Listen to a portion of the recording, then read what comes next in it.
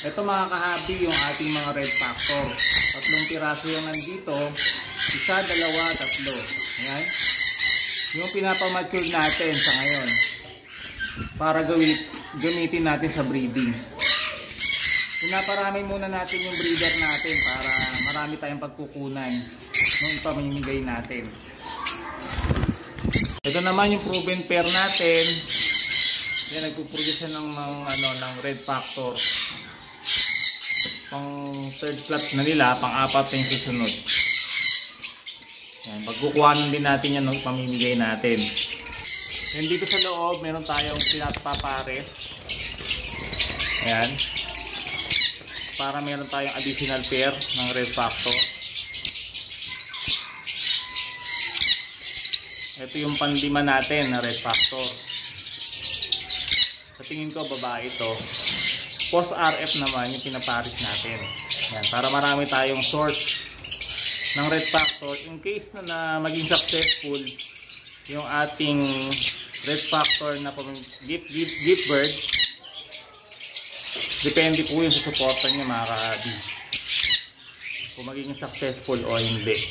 Gagawin natin yan tuloy-tuloy taon-taon. 3. Isa sa Luzon, isa sa Visayas, isa sa Mindanao. Dito meron din tayong isa pang red factor na pinagpapares.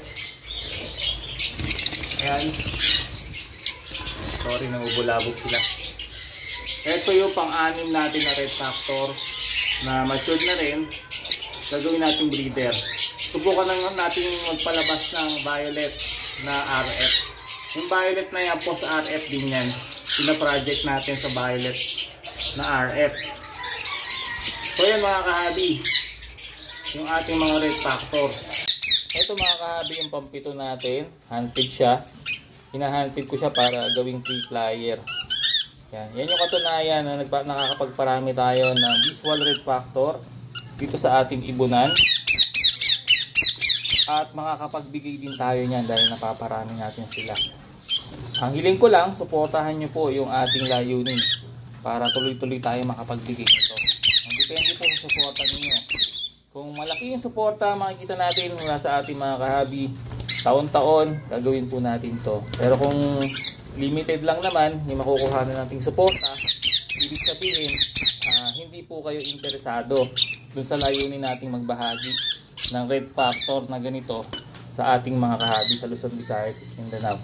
So depende po yan sa inyo. Nakadepende sa inyo yung activity ninyo, suporta ninyo sa page, sa YouTube channel natin. Doon natin makikita kung tuloy-tuloy ba natin gagawin yung pamamigay ng red factor na ganito or once lang natin yan gagawin. At least makakapagpamigay pa rin tayo. No, depende po yan sa inyo mga kahabi. Okay?